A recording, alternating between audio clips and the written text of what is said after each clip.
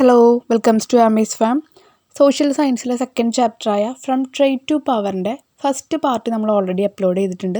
So അത് കാണാത്തവരുണ്ടെങ്കിൽ നമ്മൾ താഴെ ലിങ്ക് ഇടാം, അതൊന്ന് വാച്ച് ചെയ്യുക കേട്ടോ.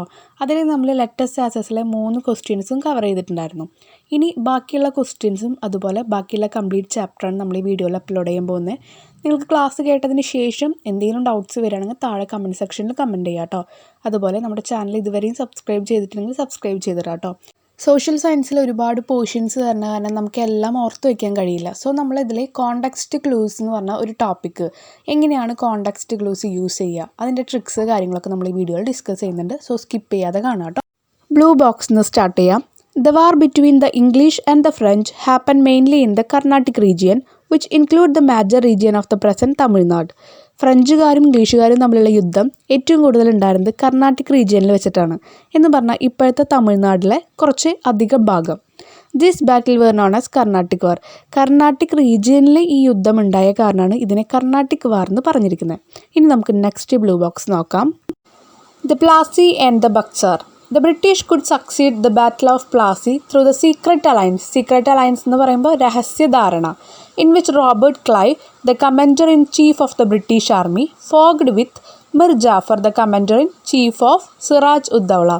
സിറാജ്-ഉദ്-ദൗളയിലെ കമാൻഡറായ മിർ ജാഫറും ബ്രിട്ടീഷിലെ കമാൻഡറായ റോബർട്ട് ക്ലൈവും തമ്മിലുള്ള രഹസ്യധാരണയിലാണ് ബ്രിട്ടീഷുകാർ സിറാജിനെ പരാജയപ്പെടുത്തിയത്. അപ്പോൾ ഇവിടെ നടന്നിരിക്കുന്നത് ഒരു ചതിയാണ്, അവരെ ഒറ്റിക്കൊടുക്കല്ല ചെയ്തിരിക്കുന്നത്. ഇനി however, the success in Buxar was solely due to the superior British military power.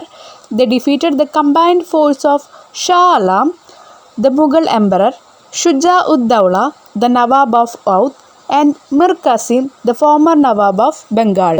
Battle of പ്ലാസിയിലെ സീക്രട്ട് അലയൻസ് കാരണമാണ് ഇവർക്ക് പരാജയപ്പെടുത്താൻ കഴിഞ്ഞത്. രഹസ്യധാരണയായിരുന്നു, അവിടെ ചതിയായിരുന്നു.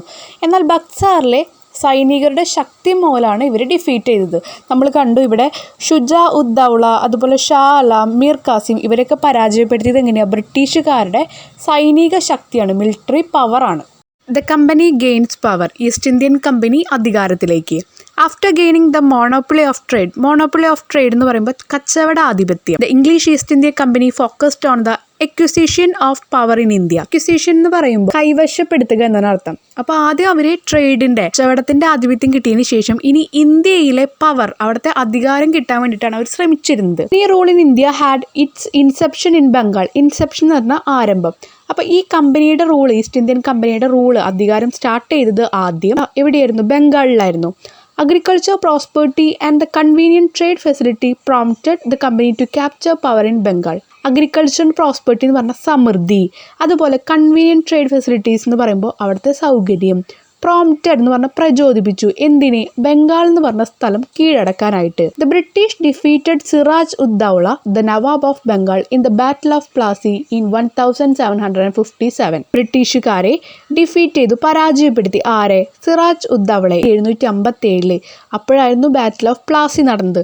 സിറാജ്-ഉദ്-ദൗള ആരായിരുന്നു? ബംഗാളിലെ നവാബായിരുന്നു. ഇനി the entire Bengal came under the company rule with it success in the battle of Buxar. അപ്പോൾ ഈ ബംഗാൾ മൊത്തത്തിൽ, എൻറ്റയർ എന്ന് പറയുമ്പോൾ മൊത്തത്തിൽ നമ്മുടെ ഇംഗ്ലീഷ് ഈസ്റ്റ് ഇന്ത്യൻ കമ്പനിയുടെ കീഴിലായി. എപ്പോൾ? ബക്സാർ എന്ന് പറഞ്ഞ ബാറ്റിലിന് ശേഷം, ആ യുദ്ധത്തിന് ശേഷം. ഇപ്പം നമ്മൾ ഒരുപാട് പോയിൻറ്റ്സ് വായിച്ചു. ഇനി ഈ വായിച്ച പോയിൻറ്റ്സ് നമ്മുടെ മൈൻഡിൽ നിൽക്കണ്ടേ? അപ്പോൾ ആദ്യം നിങ്ങൾ ഈ പോയിൻറ്റ്സൊക്കെ ഒന്നും കൂടി വായിക്കുക. വായിച്ചിട്ട് പഠിക്കാൻ തന്നുള്ള നോട്ട്സ് ആണെങ്കിൽ അത് പഠിക്കുക. പഠിച്ചതിന് ശേഷം നിങ്ങൾ എന്ത് വേണം? ആ പഠിച്ച കാര്യങ്ങൾ ചെറിയ ചെറിയ പോയിൻറ്റ്സ് ആക്കി നമ്മൾ ഡിവൈഡ് ചെയ്യണം. ആ ഡിവൈഡ് ചെയ്തതിന് ശേഷം നമ്മൾ അതിന്ന് ഓരോ വാക്കിൻ്റെയും ഓരോ വേർഡ്സിൻ്റെ ലെറ്റർ എടുത്ത് ജോയിൻ ചെയ്യണം. അതാണ് ഇവിടെ ചെയ്തിരിക്കുന്നത്. ഇവിടെ നമ്മൾ എന്തൊക്കെയാണ് വായിച്ചിട്ടുണ്ടായിരുന്നത്? ഈസ്റ്റ് ഇന്ത്യൻ കമ്പനി ആരെയായിരുന്നു ആദ്യം കീഴടക്കിയത്? ബംഗാളിനെയാണ്. അപ്പം ഞാൻ ബംഗാളിന് എഴുതി. അപ്പോൾ ആ ഒരു വേർഡ് എഴുതുമ്പോൾ നിങ്ങൾക്കത് ഓർമ്മ വരണം കേട്ടോ, എന്താണ് കാര്യം എന്നുള്ളത്. അടുത്തത്, എന്തുകൊണ്ടാണ് ബംഗാളിനെ കീഴടക്കിയത്? അഗ്രികൾച്ചർ പ്രോസ്പെർട്ടി, ട്രേഡ് ഫെസിലിറ്റി, സമൃദ്ധി ഉണ്ടായിരുന്നു, അതുപോലെ തന്നെ എല്ലാ സൗകര്യങ്ങളും ഉണ്ടായിരുന്നു. അടുത്തത്, ബ്രിട്ടീഷ് ഡിഫീറ്റഡ് സിറാജ്-ഉദ്-ദൗള. എങ്ങനെയാണ് അതിനെ കീഴടക്കിയത്? സിറാജ്-ഉദ്-ദൗള എന്ന് പറഞ്ഞാൽ നവാബ് ഓഫ് ബംഗാൾ, ബംഗാളിലെ നവാബായിരുന്നു, ആളെ കീഴടക്കിയതിന് ശേഷം. ഇനി എന്താ പാരഗ്രാഫിൽ പറഞ്ഞിട്ടുണ്ടായിരുന്നത്? ബാറ്റിൽ ഓഫ് പ്ലാസി എപ്പോഴാണെന്ന് പറഞ്ഞിട്ടുണ്ടായിരുന്നു? 1757. ഇനി ബക്സാറിൻ്റെ ബാറ്റിൽ എപ്പോഴാണ്? 1764. അപ്പോൾ ഇത് രണ്ടും നമുക്ക് കിട്ടിയില്ലേ? എന്താണ് നമ്മൾ ആ ഒരു പേജിൽ നിന്ന് പഠിച്ചതെന്ന് ഇപ്പോൾ ഇതിലുണ്ട്. ഇനി ഇതിനെ നമുക്ക് ബംഗാളിന് നമ്മൾ ബി എടുത്തു, അഗ്രികൾച്ചർ പ്രോസ്പെർട്ടിയിലെ എ എടുത്തു, എ ഫോർ അഗ്രികൾച്ചർ. അങ്ങനെ ഓർമ്മ വരണം കേട്ടോ. ഓർമ്മ വരാൻ വേണ്ടിയിട്ട് നമ്മൾ നന്നായി വായിച്ചതിന് ശേഷം നിങ്ങളിങ്ങനെ വേർഡ്സ് ക്രിയേറ്റ് ചെയ്താൽ മതി കേട്ടോ. അപ്പോൾ ഇവിടെ നമുക്ക് അഗ്രികൾച്ചറിനെ കിട്ടി. ഇനി ട്രേഡ് ഫെസിലിറ്റീസിന് നിങ്ങൾക്ക് ടി എന്ന് കൊടുക്കണം എന്നില്ല, വേണമെങ്കിൽ എഫ് കൊടുക്കാം. ഫെസിലിറ്റീസ് സൗകര്യങ്ങൾ എന്ന് കൊടുക്കാൻ. അടുത്തത് ബ്രിട്ടീഷ് ഡിഫീറ്റഡ് സിറാജുദ്ദൗള, അതിന് നമ്മൾ ബി കൊടുത്തു. ബാറ്റിൽ ഓഫ് പ്ലാസി, അവിടെ ഒരു ബാറ്റിലാണ് വരുന്നത്, അതുകൊണ്ട് ഞാൻ വീണ്ടും ബി തന്നെയാണ് കൊടുക്കുന്നത്.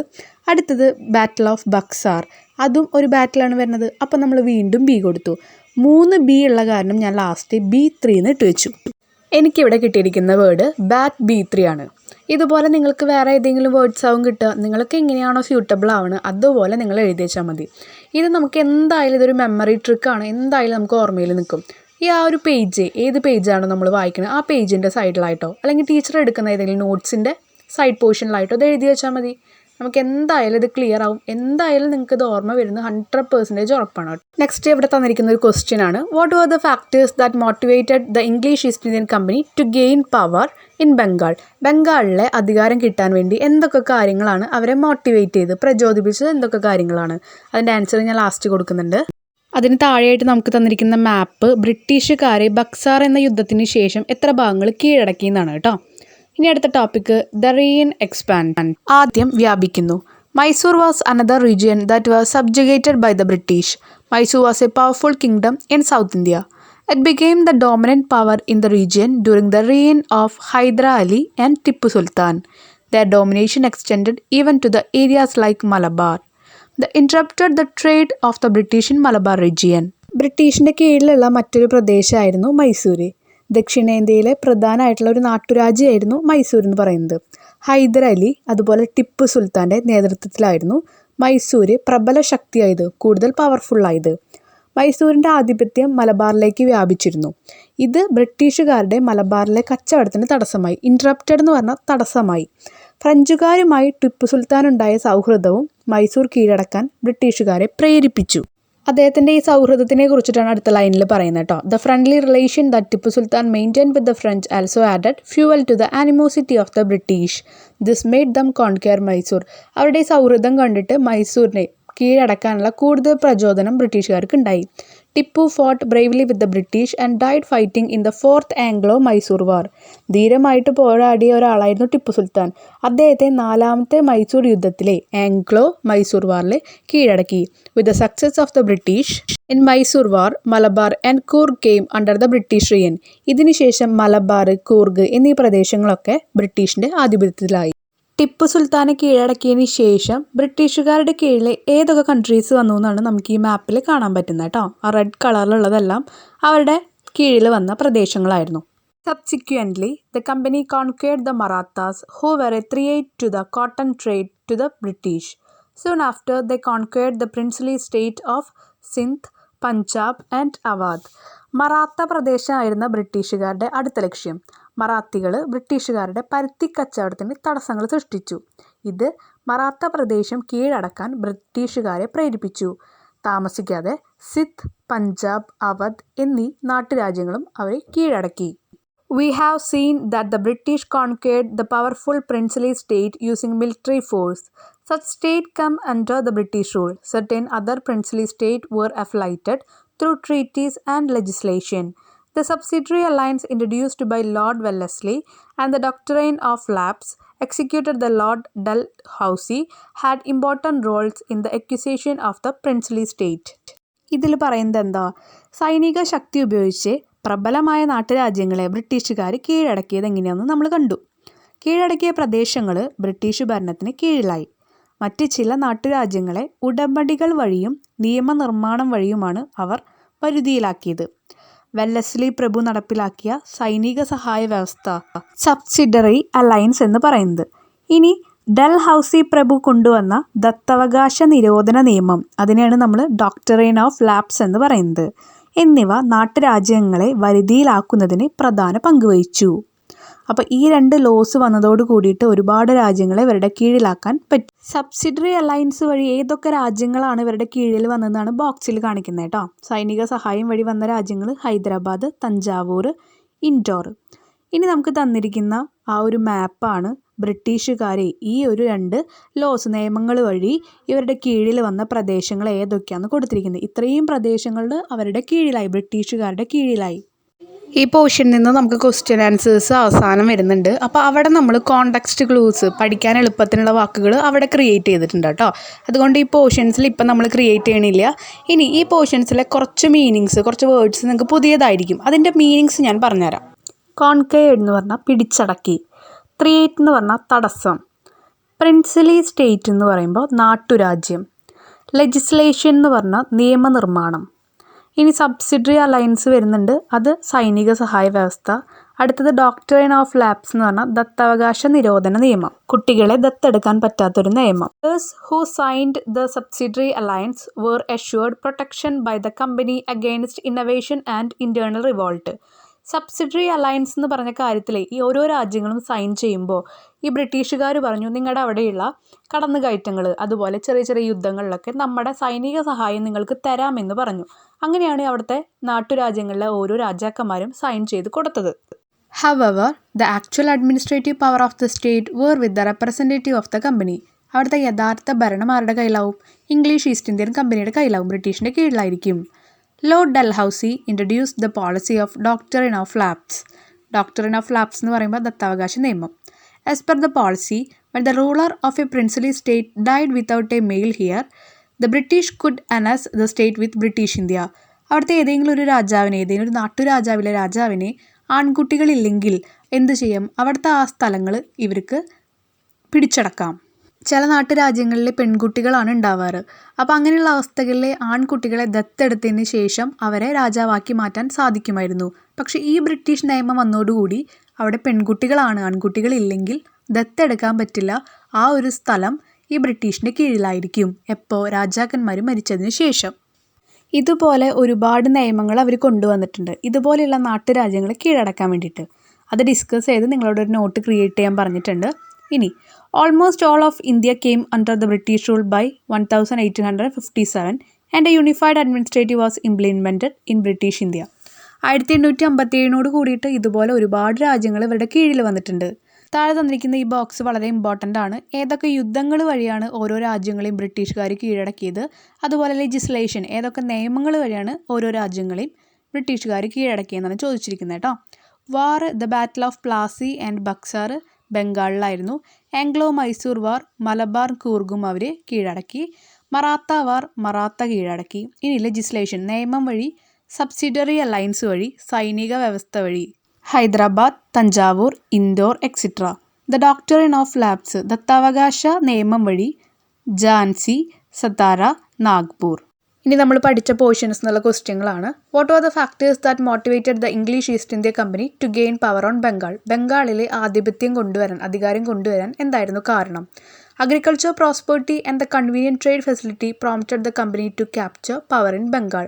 ബംഗാളിൽ നമ്മൾ പറഞ്ഞു അഗ്രികൾച്ചർ പ്രോസ്പെറിറ്റി, സമൃദ്ധി ഉണ്ടായിരുന്നു, അതുപോലെ എല്ലാ കച്ചവടത്തിനുള്ള സൗകര്യങ്ങളും ഉണ്ടായിരുന്നു. അതുകൊണ്ടാണ് അവരെ അങ്ങോട്ട് അവരുടെ ആധിപത്യം, അധികാരം കൊണ്ടുവന്നത്. ഇനി അതിന് താഴെയുള്ള നമ്മുടെ കോണ്ടെക്സ്റ്റ് ക്ലൂ നോക്കിയേ, അത് പഠിക്കാനുള്ള എളുപ്പവാക്ക്. APTF, agriculture prosperity. AP എന്ന് പറഞ്ഞാൽ agriculture prosperity, TF means trade facility. ഇത് രണ്ടായിരുന്നു കാരണങ്ങൾ. Next, where did the English East Indian company gain power in India for the first time? How? എവിടെയാണ് ഇംഗ്ലീഷ് ഈസ്റ്റ് ഇന്ത്യൻ കമ്പനി ആദ്യം അധികാരം കൊണ്ടുവന്നത് ഇന്ത്യയിലെ? എങ്ങനെയാണ്? ബംഗാളിലാണ് കൊണ്ടുവന്നത്. ദ ബ്രിട്ടീഷ് ഡിഫീറ്റഡ് സിറാജ് ഉദ് ദൗള, ദ നവാബ് ഓഫ് ബംഗാൾ. ബംഗാളിലെ തലവനായിരുന്ന ആളായിരുന്നു സിറാജ് ഉദ് ദൗള. അദ്ദേഹത്തെ ഡിഫീറ്റ് ചെയ്യുക, പരാജയപ്പെടുത്തിയിട്ടാണ് കൊണ്ടുവന്നത്. എപ്പോൾ? Battle of Plassey in 1757, 1757 battle of Plassey നടക്കുമ്പോൾ.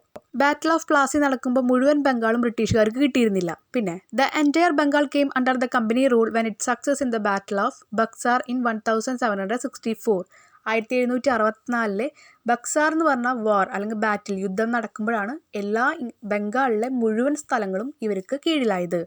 അത് പഠിക്കാനുള്ള എളുപ്പവാക്കാണ് താഴെ കൊടുത്തിരിക്കുന്നത്. BBDS, PB സ്ക്വയർ. B ഫോർ ബംഗാൾ, അടുത്ത B British, D for defeated. ആരെ? S സിറാജ് ഉദ് ദൗളയെ. എപ്പോൾ? P പ്ലാസി കൊടുത്തു. അടുത്തത് B സ്ക്വയർ ആണ്, ബാറ്റിൽ ഓഫ് ബക്സാർ. ബാറ്റിലിൻ്റെ Bയും ബക്സാറിൻ്റെ Bയും. ഇനി അടുത്ത ക്വസ്റ്റ്യൻ നോക്കാം. What are the factors prompted the English to conquer Mysore? മൈസൂരിനെ കീഴടക്കാൻ വേണ്ടി എന്തൊക്കെ കാര്യങ്ങളാണ് ഇംഗ്ലീഷുകാരെ പ്രേരിപ്പിച്ചത്?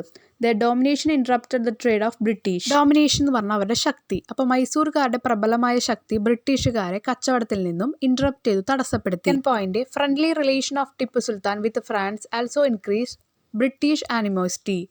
ബ്രിട്ടീഷുകാരെ ഒന്നും കൂടി പ്രചോദനമാക്കിയത് എന്താ? ടിപ്പു സുൽത്താൻ്റെ ഫ്രാൻസുകാരുമായിട്ടുള്ള സൗഹൃദമാണ്. ഇനി അത് പഠിക്കാൻ എളുപ്പമുള്ള വാക്കാണ് DIT-FTF. D for domination, I for interrupted തടസ്സപ്പെടുത്തി, T trade, F friendly, T Tipu Sultan, F France. ഇതിലെല്ലാതും ഉണ്ട് കേട്ടോ. ഇതുപോലെ നിങ്ങൾക്ക് സ്യൂട്ടബിളായ വേർഡ്സ് നിങ്ങൾക്ക് യൂസ് ചെയ്യാം. Next question, which region came under the British reign after the Anglo Indian Mysore war? Anglo Indian Mysore വാറിന് ശേഷം ഏതൊക്കെ രാജ്യങ്ങളാണ് ബ്രിട്ടീഷിൻ്റെ കീഴിലായത്? മലബാറും കൂർഗും. MC. Who introduced the doctrine of lapse? Lord Dalhousie. LD. Next, who introduced subsidiary alliance? Lord Wellesley. LW. How the princely state come under the British rule? British റൂളിൻ്റെ കീഴിൽ എങ്ങനെയാണ് ഈ നാട്ടുരാജ്യങ്ങളൊക്കെ വന്നത്? British conquered the powerful princely state using military forces and also through treaties and legislation. MTL.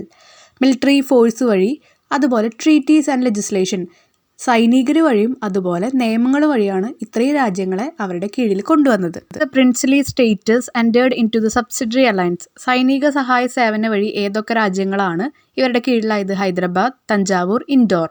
അപ്പം ഞാൻ അതിന് hit എന്നാണ് എഴുതിക്കണേ. അപ്പം നിങ്ങൾക്ക് വായിക്കാനും പഠിക്കാനും ഓർമ്മിക്കാനൊക്കെ എളുപ്പമായിരിക്കും.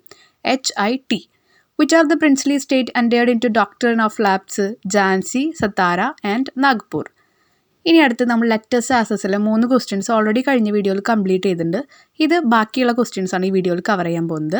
4th question, who were the Kunjali Marakkar? What are their importance in the history of India? അപ്പോൾ ആരാണ് കുഞ്ഞാലി മരക്കാർ? ആളുടെ ഇമ്പോർട്ടൻസ് എന്തൊക്കെയാണ് ചോദിച്ചിരിക്കുന്നത്. Kunjalis were the commander of the naval force of സമോറീൻ.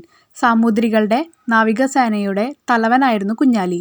Marakkar means one who travelled through sea. കടലിലൂടെ യാത്ര ചെയ്തവൻ എന്നാണ് മരക്കാറിൻ്റെ മീനിങ്. Kunjali Marakkar, the admirals of Zamorins naval force, led the resistance against the Portuguese in the Malabar region. Malabar റീജിയനിൽ വന്നെത്തിയ പോർച്ചുഗീസിൻ്റെ എതിരെ അവരെ എതിർക്കാൻ വേണ്ടിയിട്ട് കുഞ്ഞാലി മരക്കാറിൻ്റെ ഈ നാവികസേന സഹായിച്ചു. Next question, examine the reason for the defeat of the French in the Carnatic war. Carnatic വാറിലെ ഫ്രഞ്ച് പരാജയപ്പെട്ടു. എന്തുകൊണ്ട്? അതിൻ്റെ റീസൺസ് എക്സാമിൻ ചെയ്യാനാണ് പറഞ്ഞിരിക്കുന്നത്. There are 2 Carnatic war. 2 Carnatic യുദ്ധങ്ങൾ ഉണ്ടായിരുന്നു. In the second Carnatic war they were badly beaten by the army of English East Indian company. English East Indian കമ്പനിയുടെ സൈനികർ രണ്ടാമത്തെ വാറിൽ ഇവരെ ഈസ്റ്റ് ഇന്ത്യൻ കമ്പനി പരാജയപ്പെടുത്തി.